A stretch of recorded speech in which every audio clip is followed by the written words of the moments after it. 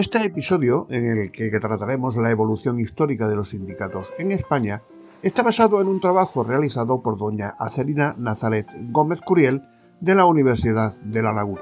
Lógicamente, al tratar los múltiples aspectos del mundo sindical español, este episodio se excede de la duración habitual, pero he considerado que el tema es de interés y se deben abordar todos los aspectos que lo conforman. Los sindicatos, en su papel de representantes de los intereses de la clase obrera, son un organismo fundamental del Estado social y democrático de derecho. Han sido y son una figura muy importante para la consecución y mejora de los derechos laborales. Aunque la afiliación sindical haya bajado considerablemente en los últimos años y su imagen no se encuentra en el mejor momento, son una institución necesaria para el buen desenvolvimiento de las relaciones laborales en nuestro país. En el presente episodio abordaremos el tema del corporativismo en España y la historia reciente del sindicalismo, especialmente desde el final del gobierno de Franco hasta la democracia. Trataremos aspectos fundamentales de los sindicatos, tales como la afiliación, la representación y su financiación, para posteriormente analizarlos y extraer algunas conclusiones acerca de cuáles son sus principales problemas y cuáles podrían ser los puntos donde pueden mejorar. En los últimos años, el poder de los sindicatos ha caído considerablemente, reduciéndose el número de trabajadores afiliados a los sindicatos. El panorama al que se tienen que enfrentar los sindicatos es muy complejo, con un mercado laboral caracterizado por el fraccionamiento de la masa de trabajadores. Por un lado están los trabajadores con contratos fijos o indefinidos y condiciones de empleo seguras y estables, y por otro, los trabajadores temporales o con condiciones precarias de empleo, así como los desempleados. Los primeros cuentan con un fuerte apoyo de los sindicatos, pero los segundos están más desprotegidos. Todo ello hace que la sociedad se cuestione si los sindicatos de verdad representan a todos los trabajadores. Junto a esta segregación de trabajadores, hay que señalar la importancia que ha tenido en los últimos años el sector servicios, con baja tradición sindicalista, la aparición de nuevos sectores y la precarización de las condiciones laborales derivadas de la crisis económica. La forma de actuar de los sindicatos también ha variado mucho. Nada tiene que ver la actividad frenética de finales del gobierno de Franco y principios de la transición con la situación actual. Y esto tiene que ver con que se han centrado en mejorar su papel institucional, dejando de lado la problemática social y la movilización ciudadana.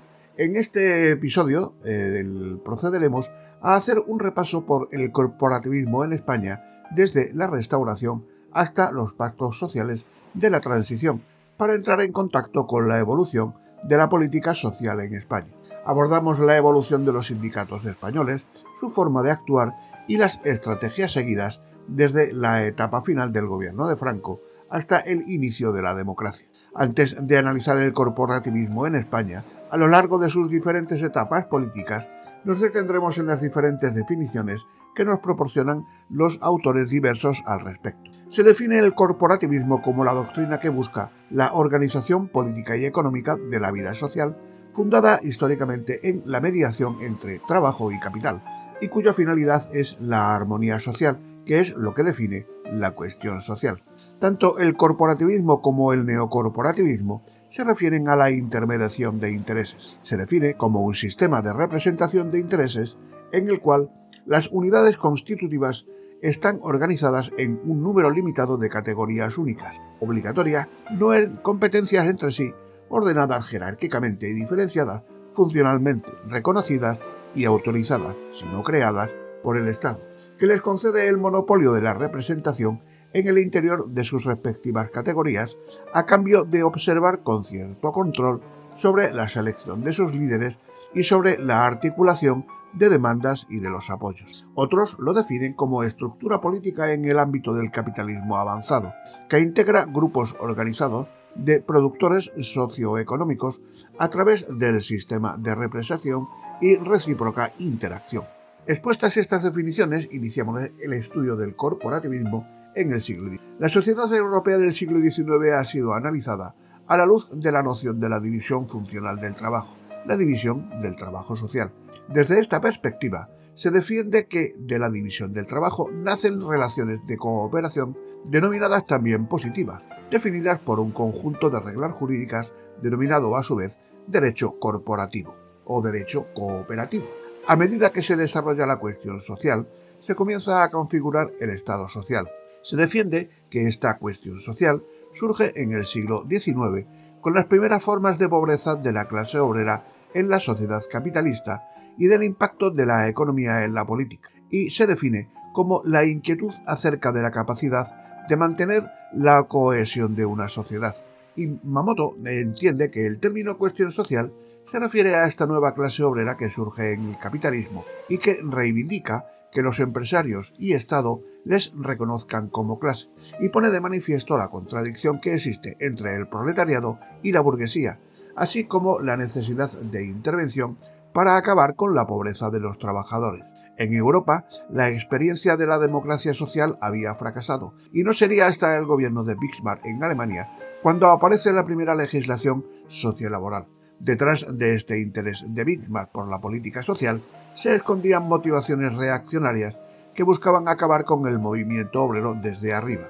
Aparece así, tras la experiencia alemana de legislación social, la primera doctrina corporativista, fruto de la relación entre la política y la economía. Desde la doctrina corporativista se apoya la existencia de asociaciones que representen los intereses y actividades profesionales sobre la base de la solidaridad y la colaboración para atenuar la conflictividad social, tanto en el plano económico como la lucha de clases y las diferencias ideológicas. El corporativismo como política social influyó de manera significativa en los grandes pactos económicos, sociales y laborales en Europa durante el siglo XX. La política social dependía y depende de la voluntad política y de la situación económica, y que la solidaridad social viene determinada por la intervención del Estado. Esta solidaridad se refiere a un pacto entre la clase trabajadora y la clase que dispone de los medios de producción, y que es la forma en la que se puede asegurar que se transfieran los recursos necesarios y se acepte el nuevo modelo político liberal democrático. Los sindicatos quieren influir en esta política social para eliminar las diferencias entre las clases sociales. No obstante, las propuestas de los sindicatos no tuvieron el efecto deseado, pues estaban muy influenciadas por la política de la era de entreguerras, entre los años 1919 y 1939. La política social en España no siguió las mismas pautas que en el resto de Europa, debido a que el proceso de industrialización fue más tardío y a las singularidades culturales e institucionales. En esta misma línea se puede decir que indica que el desarrollo industrial en España fue tardío, inconsistente y lento. También se señala que en España existen dos planteamientos que sientan la base de la legislación social y por tanto del corporativismo español. Estos son el organicismo definido como concepción filosófica que sustenta el concepto de armonicismo social y por otro lado la noción de Estado tutelar, todo ello influido por la aportación del catolicismo social.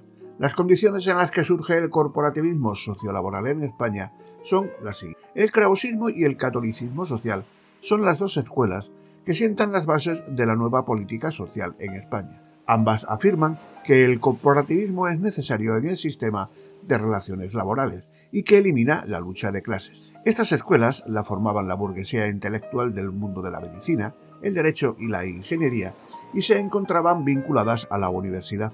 Pero no son las únicas escuelas que vieron la importancia del corporativismo en el modelo de relaciones laborales que se empezaba a gestar en España, sino que también otros pensadores se unen a esta teoría. Todos ellos parten de la idea de que es posible una armonía social.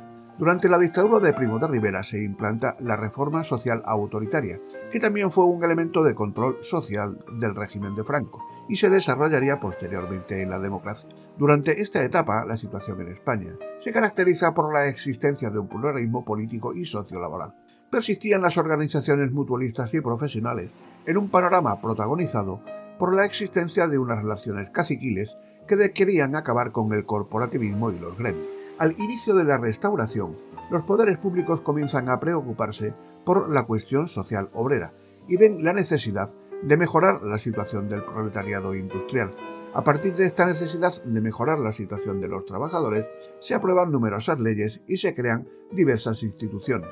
La reforma social en España está vinculada al pensamiento positivo de la intervención del Estado, pero a pesar del mayor intervencionismo y de la promulgación de todas las leyes, seguían habiendo críticas porque se creía que el Estado no intervenía suficientemente. El Estado siguió con su tarea de elaborar normativas sociolaborales y para ello crea en 1911 el proyecto de ley de asociaciones obreras, definiendo a las asociaciones profesionales como aquellas que tengan por objeto el estudio, fomento y defensa de los intereses económicos, intelectuales y morales de industrias, profesiones y oficios. El Instituto de Reformas Sociales, por su parte, centraba sus esfuerzos en la elaboración de un proyecto de ley de contratos de trabajo para intermediar entre las reivindicaciones obreras. Desde el Gobierno se debate la creación de comités paritarios sectoriales, comisiones mixtas, tribunales de arbitraje provinciales, colegios y corporaciones profesionales, locales y regionales, y un parlamento de representación corporativa. Además, se debatía la creación de un parlamento de trabajo, con el objetivo de dar una solución a los problemas del mundo obrero y estabilizar la producción, pero que finalmente se rechazó. Entretanto, en España se estaba asistiendo a una etapa de numerosas revueltas obreras, entre los años 1918 a 1920, sobre todo en Barcelona, que pasó a denominarse como Trienio Bolchevique. Se siguió con la tarea de elaborar normativas en materia laboral y se llevaron a cabo acciones encaminadas a conseguir un mayor avance social.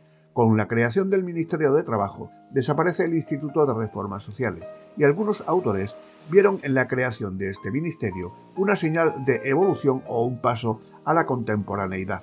Las clases sociales urbanas y profesionales también hicieron su propia transformación. La profesión fue teniendo cada vez más importancia hasta el punto de llegar a configurarse como realidad judicial y política y punto de referencia de valores morales o religiosos. Los colegios profesionales establecieron la colegiación obligatoria y los colegios de médicos, abogados, maestros y funcionarios empezaron a discernir aspiraciones corporativistas. Los médicos, notarios y abogados y funcionarios de las distintas administraciones públicas lograron sus objetivos, creando así la Unión Médica Nacional en 1921 y la Unión Nacional de Maestros en 1915, y movilizaron a los funcionarios de las universidades, el personal de correos y telégrafos en las huelgas de abril de 1919 y en 1922. También las organizaciones patronales agrarias de ideas regeneracionistas querían que se representasen sus intereses económicos. El punto en común de todos estos colectivos era la necesidad de una entidad que les representase, manteniendo su personalidad. Seguía habiendo revueltas de trabajadores y empresarios, unos a favor y otros en contra del arancel proteccionista, de la reforma social o de los tribunales de arbitraje, mientras la policía intervenía en las huelgas campesinas y de la industria. Durante la dictadura de Primo de Rivera, el sistema de relaciones laborales instaurado se denominó Organización Corporativa Nacional. En su confección colaboró la UGT y figuras importantes como Francisco Largo Caballero, miembro ya del disuelto Instituto de Reformas Sociales, así como figuras del liberalismo organicista, del constitucionalismo, krausismo y reformistas católicos sociales. El Real Decreto Ley de Organización Corporativa Nacional de 1926 establece un comité paritario de arbitraje y conciliación laboral con igual participación de patronos y obreros bajo la supervisión del Estado, por lo que la conciliación sería obligatoria y permanente con supervisión del Estado, de forma que todo oficio, asociación o grupo debería estar en una corporación obligatoria, constituyéndose en comités paritarios. Los comités paritarios son un organismo compuesto por patronos y obreros de determinadas profesiones, a partir del que se forman las corporaciones profesionales. De manera, el sistema se estructuraba en comité paritario, comisiones mixtas de trabajo, comisiones mixtas provisionales, consejos de corporaciones y comisiones delegadas de trabajo. Las 27 corporaciones profesionales, a su vez, también se clasificaban en otros 4 grandes grupos: producción primaria, secundaria, servicios, comercio y varios. En la cúspide de este sistema de regulación corporativa se encuentra el Comité Paritario como entidad de derecho público, que tiene funciones y atribuciones bajo delegación y descentralización estatal, siendo integrado por representantes patronales y sindicales, con presidentes y vicepresidentes elegidos por el Ministerio para el control burocrático del organismo. La instauración más importante de este periodo es la creación de los jurados mixtos en 1931, cuya función era controlar la contratación y el cumplimiento de la normativa laboral. La denominación cambiaba para el sector agrario, denominándose jurados mixtos de trabajo rural, propiedad rústica e industrias agrícolas. Más tarde se amplían los jurados mixtos a la industria, los servicios y las profesiones. El ámbito geográfico de estos jurados será local o comarcal, provincial y nacional. El objetivo de estos jurados sería mejorar las condiciones de trabajo en general y la conciliación entre los trabajadores y la patronal. Durante el gobierno de Franco, el sistema instaurado por el régimen fue el corporativismo de Estado para el control político de las relaciones laborales. El corporativismo en el régimen se define como el corporativismo estatal, porque no había libertad de asociación, ya que empresarios y trabajadores debían estar encuadrados en el sindicato vertical. En esta época del corporativismo español, el hecho más relevante es el paso de la magistratura de trabajo al sistema de convenios colectivos, que reconoce ciertas facultades, siempre bajo el control estatal, a las diferentes categorías profesionales, áreas o sectores para solucionar sus conflictos de manera pactada. Las relaciones laborales en la etapa del general Franco están condicionadas por la promulgación del Fuero del Trabajo en 1938, que pasa a ser una de las leyes fundamentales del régimen, y la creación de la Organización Sindical Española en 1940. Se trata de la institucionalización del corporativismo de Estado. El Estado controlaba la política social, dando importancia a la economía y la religión. Con la promulgación de la Ley de Convenios Colectivos de 1958 se permitiría ciertas negociaciones, pero de forma limitada y siempre controladas por el Estado.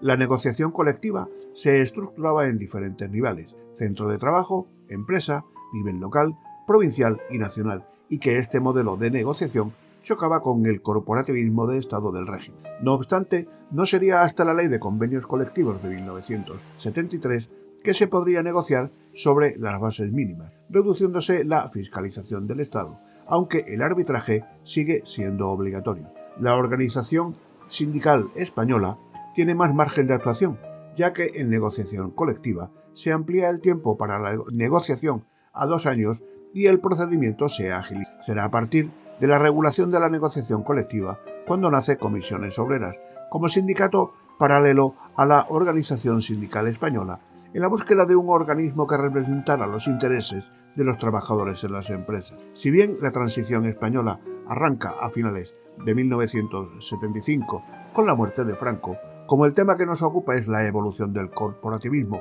o neocorporativismo, partimos de los pactos sociales a partir de 1977. La transición es la etapa del corporativismo que se caracteriza por la intermediación de intereses mediante los denominados pactos sociales. Estos pactos acaban con las prácticas del Estado de Franco y su corporativismo nacional y suponen el comienzo de la etapa que algunos autores denominan neocorporativismo. También algunos autores afirman que en España no hay y nunca hubo corporativismo, y plantea que hubo intentos de introducirlo por parte del gobierno para legitimar la democracia e imponer la política de modernización neoliberal. Por tanto, desde esta perspectiva, el neocorporativismo en España es sinónimo de pactos sociales. En este periodo, las organizaciones sindicales y patronales se erigen como entidades sin vinculación parlamentaria y sin ideología alguna, pero con tendencia política. Se trata del periodo de reestructuración del orden burgués con el predominio de la economía. Por ello se asiste a un momento en el que economía y política están más unidas que nunca. La desigualdad se incrementa y se elimina la presión sindical. Los sindicatos experimentan una gran transformación, al igual que la política. El Estado se torna pluralista con un corporativismo liberal y democrático. El neocorporativismo da lugar a una nueva política de concertación social laboral, en un periodo en el que España asiste a una grave crisis económica. La negociación de los pactos quedó enquistada porque cada parte perseguía objetivos diferentes. Mientras el gobierno quería elaborar una ley de huelga, la patronal lo quería que era flexibilizar las relaciones laborales. Las negociaciones no fueron procesos institucionalizados entre las fuerzas sociales, políticas y económicas, sino que fueron acuerdos improvisados para resolver la crisis que atravesaba España.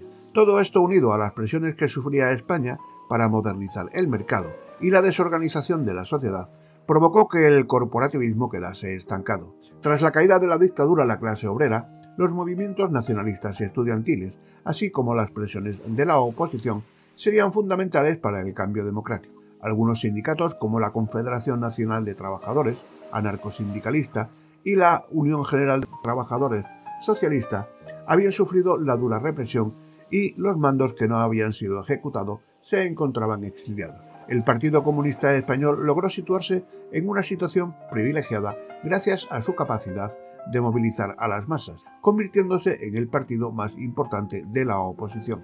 El nuevo movimiento obrero nace de la oposición al régimen de Franco, en un periodo en el que se une industrialización y cambio generacional y social de los años 60. Este movimiento obrero adquiere las características de movimiento propiamente dicho, a finales del tiempo del general Franco. La Ley de Convenios Colectivos de 1958 da un poco de libertad, permitiendo negociar convenios a nivel inferior dentro del sindicato vertical.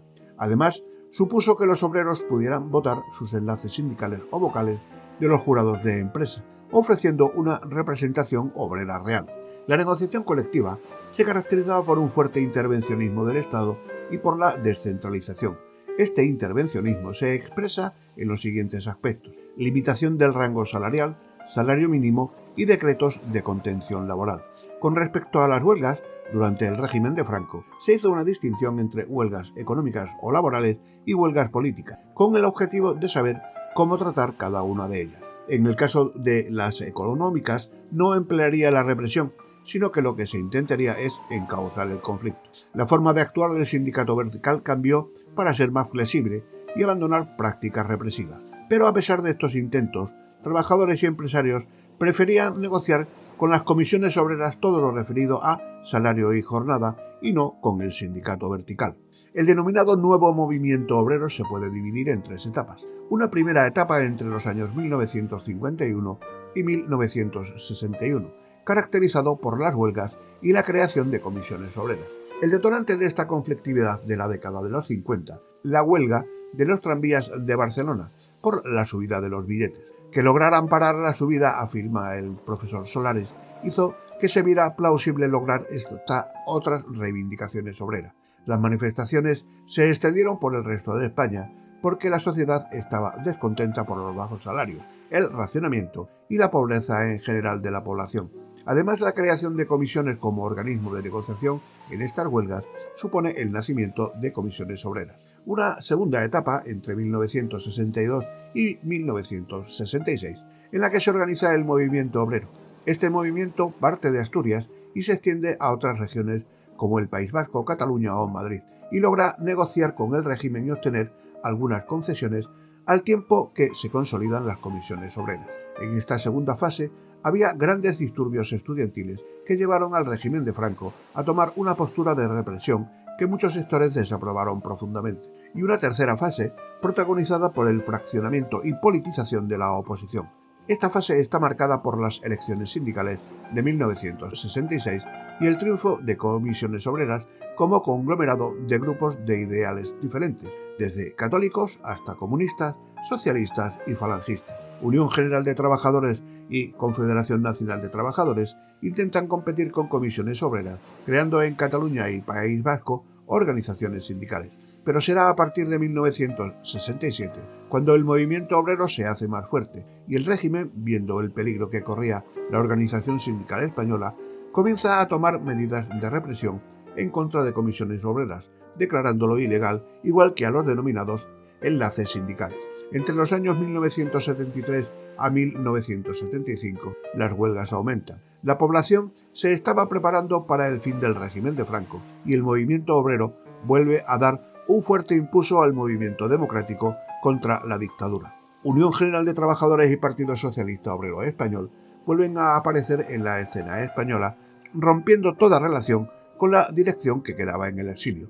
El movimiento de oposición democrática ligado al movimiento obrero toma también un fuerte empuje con la intención de instaurar la democracia en España. En este momento se crea la Junta Democrática, en la que el Partido Comunista y el Partido Socialista, y en 1975 se crea la Plataforma de Convergencia Democrática. Ambas querían la instauración de la democracia. Al comienzo de la transición, celebradas las elecciones sindicales de 1975, los principales sindicatos españoles se centraron en mejorar su posición respecto al resto de organizaciones, siguiendo diferentes estrategias. Los sindicatos fueron esenciales para dar impulso al movimiento obrero y regionalista y a los movimientos vecinales. A partir de 1975 nace un nuevo movimiento con influencias en empresas y con objetivos políticos, al tiempo que se fue eliminando la represión y se elevaron las libertades. Comisiones Obreras se configura como la organización más fuerte, heterogénea y conflictiva. Sus afiliados querían acabar con la dictadura dentro del margen de maniobra que le dejaba el sindicato vertical. Tiene un doble carácter, el de movimiento social y el de representación de intereses. Su política es muy influida por el Partido Comunista Español, que permitió que hubiera un pacto con la burguesía y los pequeños agricultores. Dentro de la organización existían algunos grupos con ideas más radicales que querían acabar con la primacía del Partido Comunista. Se trata de un sindicato que funcionaba de manera autónoma en regiones de España como Navarra y en Cataluña, donde se denominaba Comisión Obrera Nacional de Cataluña. Tenía influencias marxistas, leninistas y trotskistas. El otro sindicato importante en la transición fue USO, con influencia italiana y francesa. No tuvo tanto alcance como Comisiones Obreras. Se definían como autónomos a partidos políticos y al Estado, y se basaba en una rama del socialismo humanista, pero también tenía posiciones revolucionarias de izquierda y socialcristianas. Esta organización quería en 1973 la reconstrucción socialista de los partidos socialistas de las regiones de Andalucía, Aragón, Cataluña, Galicia y País Vasco. Pero fracasó, igual que la Federación de Partidos Socialistas y los intentos como de llegar a un acuerdo con UGT.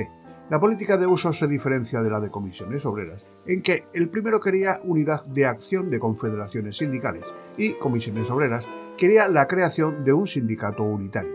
También tuvo que hacer frente a diferencias ideológicas internas. Por otro lado, están los sindicatos que protagonizaron el movimiento obrero histórico, UGT y CNT. UGT es un sindicato vinculado al PSOE y asociado a las confederaciones sindicales internacionales libres y Confederación Europea de Sindicatos. Recibía apoyo económico de Alemania y Suecia. Se trata de una organización histórica que había resistido a los años del general Franco y que tenía mucho calado en algunos sectores. Además, se opuso a la creación de un sindicato unitario. La CNT, en cambio, no tuvo ningún apoyo internacional y, por tanto, fue de los más castigados en los años del tiempo de la dictadura, ya que el anarcosindicalismo no encajaba con el capitalismo fordista. Durante su exilio en Francia, perdió toda relación con la realidad española, a pesar de que en su interior había determinados grupos denominados libertarios o autónomos que tenían unas ideas más renovadas. Lo que sucedía es que había un gran abismo cultural entre estos y los herederos de la guerra civil.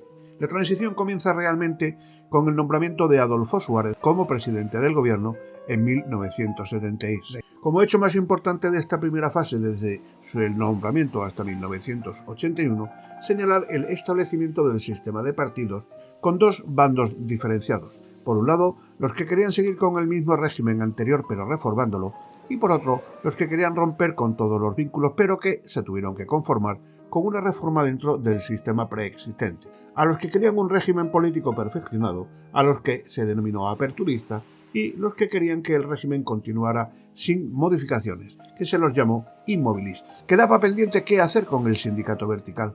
Mientras Arias Navarro pretendía mantenerlo, el ministro de Relaciones Sindicales, Martín Villa, quería una reforma de este, pero se encontró con la negativa de Comisiones Obreras y USO, que argumentaban que iba en contra de la libertad sindical, el derecho a huelga y la amnistía. De manera que el sindicato vertical pasó a ser otra administración social denominada Administración Institucional de Servicios Socioprofesionales y suspendiéndose la afiliación obligatoria.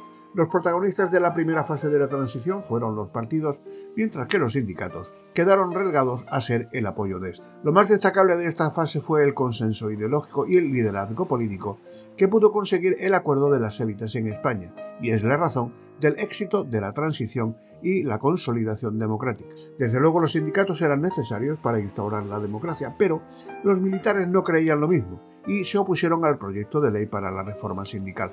En el proceso de democratización se vieron más beneficiados los sindicatos moderados y los vinculados a los partidos como USO, UGT y Comisiones Obreras, mientras que CNT fue de los más discriminados. En cuanto al modelo de negociación colectiva de la transición, el Estado pierde su papel en la negociación, pero mantiene el control sobre condiciones de trabajo para regular el salario mínimo y los contratos. Se fomenta la negociación centralizada, que propició que los convenios se negociaran en cascada, de manera que se intentase superar los mínimos de los acuerdos de ámbito superior. Se basa en los principios jurídicos de eficacia general y del convenio más beneficioso para los trabajadores. Se produce una concentración de las partes negociadoras, la Comisión Empresarial por parte de la patronal y la Unión General de Trabajadores y Comisiones Obreras de parte de los sindicatos. Con el avance de la crisis económica por la subida del precio del petróleo, el desempleo aumentó e hizo necesaria una actuación conjunta de sindicatos y partidos para crear un plan de estabilización económica. Los sindicatos abandonaron las movilizaciones en favor de las reivindicaciones económicas y la instauración de la democracia. Una vez legalizados los sindicatos y celebradas las elecciones sindicales, los sindicatos se enfrentaron al dilema de cómo iban a organizarse una vez que ya el Estado no interfiere en las regulaciones de las relaciones laborales. También se consolida la Confederación de Empresarios como monopolio de las organizaciones empresariales y lleva a cabo pactos bilaterales con Unión General de Trabajadores, logrando firmar el Acuerdo Básico Interconfederal y el Acuerdo Marco Interconfederal, al que se adhirió USO, logrando que UGT se configurara como la organización más importante en ese momento, a pesar de las movilizaciones en contra por parte de comisiones obreras. En 1980 se aprueba el Estatuto de los Trabajadores, quedando recogidos los derechos individuales y colectivos de los trabajadores y excluyendo de la negociación a los sindicatos que no obtuvieran al menos el 10% de los delegados en los comités de empresa. A finales de esta primera fase, se vio el enfrentamiento de Comisiones Obreras y Unión General de Trabajadores para conseguir mayor número de afiliados con estrategias diferentes. Mientras UGT siguió la vía de los pactos con el gobierno, Comisiones Obreras lo que quería es la autotransformación para conseguir más afiliados. La segunda fase de la transición está marcada por el triunfo del PSOE en las elecciones de 1982 y por la actitud a la defensiva de los sindicatos. Los ciudadanos confiaban en que era el partido capaz de sacar a España de la crisis económica, ya que se trataba de un gobierno que ganó con mayoría absoluta, lo que le proporcionaba suficiente estabilidad política para abordar los problemas pendientes, tales como la modernización, el aparato estatal y las Fuerzas Armadas, y estabilizar las relaciones entre el Estado y los ciudadanos. Los sindicatos vieron en este triunfo electoral la oportunidad de mejorar las relaciones con el gobierno y confiaban en que éste no permitiría que la crisis afectara a sectores más favorecidos de la sociedad. Por su parte, los sindicatos también tenían sus propios retos, tales como estabilizar su organización, que la crisis no repercutiera en los trabajadores y consolidar la democracia. En las terceras elecciones sindicales comienza a reflejarse los grandes problemas de la estructura y organización de los sindicatos: baja afiliación y cotización, dependientes de las subvenciones estatales, desprestigio de su imagen pública y baja participación en las empresas. Las relaciones laborales cada vez eran más precarias y los sindicatos se vieron incapaces de afrontar la situación, mientras las negociaciones de los pactos sociales para salir de la profunda crisis que atravesaba España quedaron vacías, pues ni el gobierno ni los empresarios cumplieron los compromisos pactados. Las huelgas tampoco tenían mucha capacidad movilizadora debido a la crisis económica y de las empresas y la subida del paro. En cuanto a lo que ocurría con los principales sindicatos, destaca el distanciamiento de Comisiones Obreras con el Partido Comunista y la radicalización de su oposición al gobierno. Entre tanto, UGT se encontraba en su mejor momento, pues con el triunfo del PSOE mejoró su posición frente al resto de sindicatos, pero las políticas de reconvención y ajuste impulsadas por el gobierno lo llevaron a distanciarse del Partido Socialista y a tomar una postura de oposición al gobierno. En la medida que el mercado laboral comienza a verse afectado por la crisis económica, los sindicatos hacían esfuerzos para que la segmentación y desregulación laboral no incidiese en los trabajadores e inician una tendencia que hasta la actualidad mantienen, situarse del lado de determinados sectores, sobre todo del sector industrial. Se empieza a vivir un periodo caracterizado por la despolitización. Los ciudadanos empiezan a estar muy defraudados y los sindicatos pasan a ser la única fuerza de oposición. Así, poco a poco, sindicatos y partidos políticos dejan de estar tan vinculados. Finalmente, la separación definitiva del Partido Socialista y UGT se produce tras la firma del Acuerdo Nacional de Empleo. Con este acuerdo se consiguieron subvenciones para los sindicatos y abordar el tema de los contratos temporales, pero no lograron que se implantara la jornada de 40 horas, que fue postergada para dar prioridad a los convenios vigentes. Se establecieron topes salariales en el sector público, denominadas recomendaciones en el sector privado, que de recomendación tenían más bien poco, ya que era una imposición en toda regla. Pero a pesar de las negociaciones, el gobierno socialista empleó de manera masiva los contratos temporales y por primera vez efectuó despidos colectivos en empresas estatales. Ante este panorama, se entiende la necesidad de UGT de distanciarse inmediatamente del Partido Socialista y unirse cada vez más a comisiones obreras. UGT estableció una estrategia para atraer afiliados, ofreciendo diferentes servicios tales como vivienda, fondos de pensiones, asesoramiento, etc. Se trataba de un programa atractivo, pero que requería dependencia del Estado para sufragar los gastos. Esta estrategia es influencia de los sindicatos alemanes, a los que se denominó sindicatos de servicio. Ambos sindicatos se dieron cuenta que tenían que trabajar conjuntamente si querían conseguir mayores logros en lo que se refiere a prestaciones, negociación y contratos de trabajo. Su principal objetivo era mejorar las relaciones laborales y obtener seguridad en el empleo. Sabían que sólo así los afiliados volverían a recuperar la confianza en los sindicatos. Este marco normativo queda configurado durante la transición, primero con la elaboración de la Constitución en 1978 y más tarde con la promulgación de la Ley Orgánica 11.985 de libertad sindical. Esta normativa establece el modelo democrático español de relaciones laborales, asentado sobre el derecho de libertad sindical como derecho fundamental recogido en la Constitución, la autonomía colectiva de empresarios y trabajadores para la regulación de sus intereses contrapuestos y la intervención reguladora y promocional del Estado. La Constitución española otorga a los sindicatos y a las asociaciones empresariales un papel muy importante en la regulación de las relaciones laborales y en la sociedad. La autonomía colectiva reconoce la fuerza vinculante de los convenios y el derecho a adoptar medidas de conflicto colectivo. Esto quiere decir que la Constitución garantiza la aplicación general de los convenios a todos los trabajadores y empresas, de manera que todos los trabajadores, tanto si están afiliados como si no, se podrán beneficiar de las condiciones salariales y laborales de los convenios colectivos. En las elecciones sindicales se elegirán los delegados de personal o comités de empresa, dependiendo del número de trabajadores. En centros de hasta 49 trabajadores se llamarán delegados de personal y si tienen más de 50 se denominarán comités de empresa. Por otro lado, también está la representación de los sindicatos en la empresa, que es un derecho que se les reconoce a los trabajadores afiliados a un sindicato para constituir secciones sindicales de los sindicatos más representativos y de aquellos que tengan representación en los comités de empresa. También podrán establecerse delegados sindicales elegidos entre los trabajadores afiliados a un sindicato para representar una sección sindical, siempre que la empresa cuente con más de 250 trabajadores y que la sección sindical sea perteneciente a un sindicato con presencia en el comité de empresa. La representación sindical determina la legitimación de los sindicatos mediante las elecciones sindicales. Un sindicato es más representativo cuando tiene una capacidad de representación extraordinaria y obtiene esta condición de forma directa u original. La afiliación voluntaria es una de las fuentes principales de legitimación de los sindicatos y constituye su mayor fuente de poder y legitimidad. España tiene una de las tasas de afiliación más bajas de toda Europa y el sistema institucional no es que favorezca precisamente la afiliación, puesto que los convenios colectivos son de eficacia general y en España hay poca cultura asociacionista. La encuesta de calidad de vida en el trabajo es la principal fuente de información fiable para analizar las tasas de afiliación en España, no solo porque aporta datos sobre la afiliación real, sino porque introduce diferentes variables para medir la misma.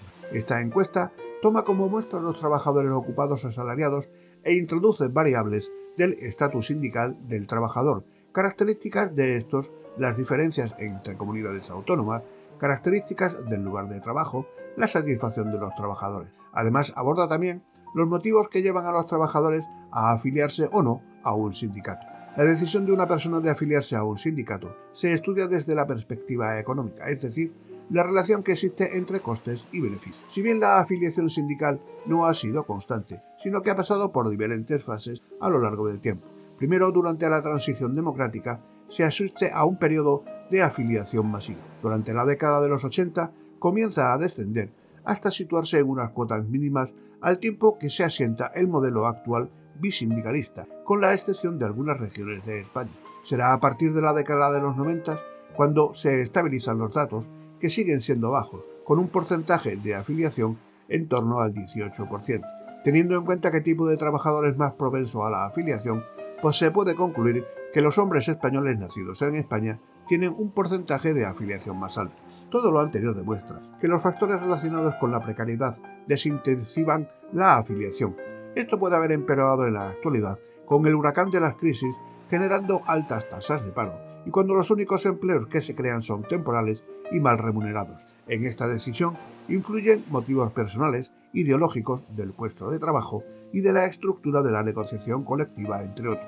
Se obtienen los mismos beneficios no estando afiliado, la inexistencia de actividad sindical en la empresa, que afiliarse a un sindicato afecte a la carrera profesional o vaya en contra de los ideales de la persona, el desconocimiento de los trabajadores y de las propuestas de los sindicatos, o la idea de que estos solo defienden a los trabajadores fijos. Lo más determinante para no afiliarse es que se obtienen beneficios no estando afiliado que estándolo, y la incompatibilidad ideológica. También es importante la actividad desarrollada por los sindicatos, ya que un porcentaje alto de trabajadores señala que los sindicatos no representan sus intereses, no hacen visibles las acciones emprendidas o tienen poca presencia en la empresa. La tendencia continúa más o menos igual a años anteriores. En lo referente al sexo y la nacionalidad, siguen mostrándose mayores tasas los varones de nacionalidad española. Este dato hay que analizarlo detenidamente porque, como veremos, no es que haya una relación directa entre afiliación y sexo, sino que está más relacionada con otras variables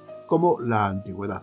Entre las variables más explicativas de la afiliación se destacan las siguientes: la antigüedad en la empresa, la cantidad de trabajadores de la empresa y si la empresa pertenece al sexo. Entre las actividades de baja afiliación está el servicio doméstico, la agricultura, la caza y la pesca, la construcción, el comercio, la hostelería y otros servicios. La temporalidad sí que es un factor con mayor significación, también porque la antigüedad en la empresa tiene mucho que ver con la modalidad de contrato. Así, los contratos indefinidos muestran mayor porcentaje de sindicación que los temporales.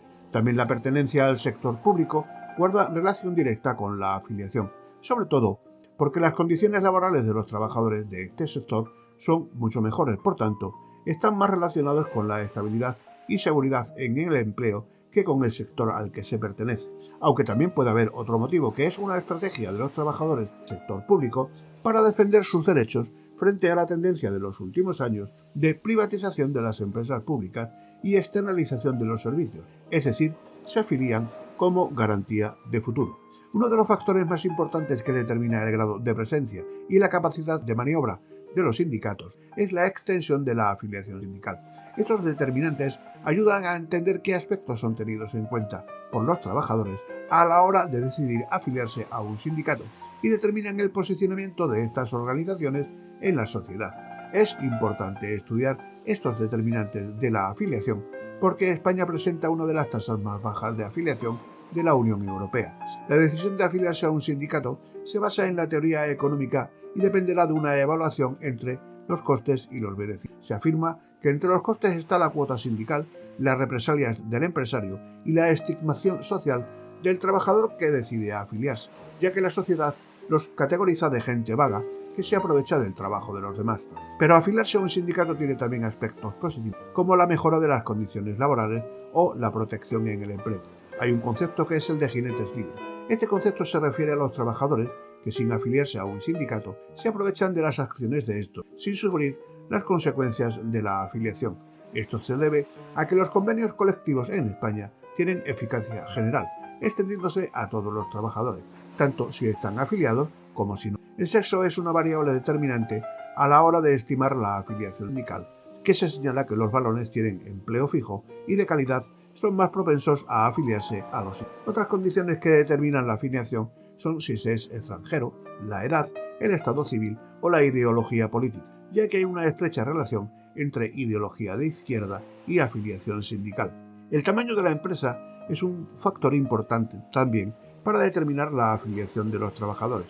Cuanto mayor es la empresa, más tienden los trabajadores a afiliarse a un sindicato. Lo mismo ocurre con la antigüedad y el nivel de ingresos de los trabajadores. A mayor antigüedad y mayores ingresos, más posibilidad de que terminen afiliándose. El tema de los ingresos es un punto complejo. Se constata que cuanto mayores los ingresos, mayor será la afiliación sindical. También señala que esta probabilidad no es lineal, sino que llega a un punto en el que comienza a descender. De esta idea también se saca otra conclusión. A medida que un trabajador percibe más ingresos, el coste relativo de la cuota sindical, la precariedad laboral también desincentiva la afiliación. Es decir, si se tiene un trabajo temporal y con bajos ingresos, menor es la probabilidad de que se afilien a un sindicato. Los trabajadores precarios tienen menor tendencia a afiliarse. En cambio, su actitud es más reivindicativa, mostrándose más activos en huelgas y piquetes. Pero es difícil determinar el pensamiento de los trabajadores actualmente con respecto a la afiliación, porque es posible que esta tendencia haya cambiado en la medida que la precariedad se consolida. Los sindicatos no solo se financian de las cuotas de sus afiliados, sino que el Estado les concede una serie de subvenciones de distinta índole por ser una institución del Estado reconocida en la Constitución. El tema de la financiación de los sindicatos es un tema controvertido, sobre todo en lo que se refiere al destino de las subvenciones, ya que si bien se presume que deberían ser para los fines señalados, hay mucha opacidad al respecto. La negociación colectiva es un mecanismo muy importante para explicar el funcionamiento del mercado de trabajo español y un sistema de regulación de las relaciones laborales, ya que las condiciones laborales del 90% de los trabajadores asalariados se regulan a través del mecanismo de negociación colectiva. El actual modelo de negociación en España se remonta al Acuerdo Interconfederal sobre Negociación Colectiva, firmado en 1997, que tenía como objetivo acabar con los problemas de descoordinación y concurrencia del sistema de negociación tradicional. En los últimos años, la negociación colectiva ha experimentado grandes cambios debido a la transformación del mercado laboral. Estos cambios son debidos a la proliferación de la subcontratación, las agencias de empleo, las jornadas flexibles, los salarios ligados a la productividad, la temporalidad de los contratos y nuevas fórmulas de contratación. Además, se han ampliado y dificultado las materias a negociar y se ha seguido una tendencia más moderada en lo que a movilizaciones sindicales se refiere, en la que las huelgas se dejan como último recurso. Los sindicatos además tienen que integrar nuevas demandas de la sociedad relacionadas con la conciliación, integración de determinados colectivos, importancia de la seguridad en el trabajo y aparición de nuevas patologías relacionadas con el trabajo actual. En épocas de crisis como la que está pasando en España, es normal que los sindicatos hayan perdido legitimidad y se hayan constituido como una institución en crisis. En España, Europa y en el resto del mundo se está viviendo desde algunos años un proceso de flexibilización y precarización del mercado laboral, situación que se empeora con la crisis y el aumento de las tasas de paro. Los derechos sociales y laborales en general se han visto muy afectados debido a la crisis. El nuevo capitalismo se caracteriza por ser flexible. Flexibilidad que es entendida como una rutina en la que los trabajadores están siempre en situación de riesgo. Se trata de una flexibilidad, en el peor de los sentidos, interpretada como fuerza que doblega a las personas. En el viejo modelo de trabajo fordista, los trabajadores podían tener cierta seguridad en el trabajo, con la garantía de que seguirían desarrollando el mismo trabajo y en las mismas condiciones por mucho tiempo, con lo que resultaba más posible que se pudiera organizar la vida familiar y social. Actualmente, configurado el capitalismo, el trabajo se vuelve más flexible y los trabajadores viven en una continua incertidumbre. Esto se traduce en baja participación y acción de los trabajadores y aumento de la precariedad en el empleo. Las empresas también han cambiado mucho y su organización es diferente a la que existía hace 20 o 30 años. Aparecen nuevas fórmulas empresariales como la subcontratación y la contratación a tiempo parcial o temporal. A estas nuevas fórmulas se añade la descentralización productiva y la deslocalización derivadas de los cambios en la organización de la producción. La sociedad y por tanto el mundo del trabajo han experimentado profundos cambios debido a la expansión de las nuevas tecnologías, de la información y la comunicación. Aquellos no solo han supuesto cambios en la producción, la distribución o el transporte, sino también en el consumo. Gracias a la expansión de las nuevas tecnologías, hay más puestos técnicos y que se requieren calificación profesional. Se empeora la imagen que tienen los ciudadanos de los sindicatos porque han visto que la reforma se ha llevado a cabo y las huelgas emprendidas no han servido para nada. Los sindicatos tienen que mejorar en 3 aspectos. El primero de ellos es tener más presencia en los centros de trabajo. El segundo, que los afiliados vuelvan a creer e identificarse con ellos. Y por último, que sus acciones se dirijan a los ámbitos nacional e internacional. Otro aspecto que podrían tener efectos positivos es la afiliación sindical, y es que mejoren y aumenten los servicios para sus afiliados. La tendencia que deberían seguir los sindicatos es la de la solidaridad local, que no es más que conseguir que las empresas de un determinado sector se comprometan a mejorar las condiciones laborales de sus trabajadores, todo ello con el apoyo de movimientos sociales. Otra de las líneas a seguir es que los sindicatos amplíen los servicios que ofrecen a sus afiliados. Hablamos de múltiples servicios profesionales que van desde la orientación e intermediación laboral hasta seguros y orientación financiera, en donde Internet puede convertirse en herramienta clave para llegar a las personas. Un último aspecto que es cada vez más importante y que debe ser tenido en cuenta por los sindicatos es el concepto de flexiseguridad tan extendido en la actualidad. Este concepto une 2 aspectos muy contradictorios. Por un lado, la estrategia política que busca la flexibilización del mercado laboral y por otro, la política que busca mayor seguridad en el empleo. De esta manera, el papel de los sindicatos pasa a ser el de procurar que las personas tengan trabajo y que estos vayan rotando.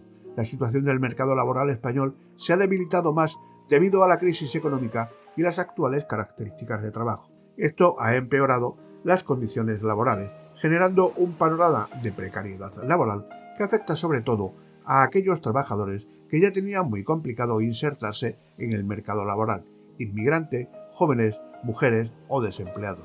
Con ello, sale a relucir otro problema de los sindicatos, la baja cobertura que tienen a algunos trabajadores y los desempleados. Por ello, otro de los retos a los que deben enfrentarse es el de mejorar la cobertura de los trabajadores temporales y desempleados, así como aquellos sectores de mayor riesgo de quedar excluidos como jóvenes o inmigrantes, incidiendo en las especificaciones sectoriales, de manera que abarque a la totalidad de trabajadores que componen el mercado laboral.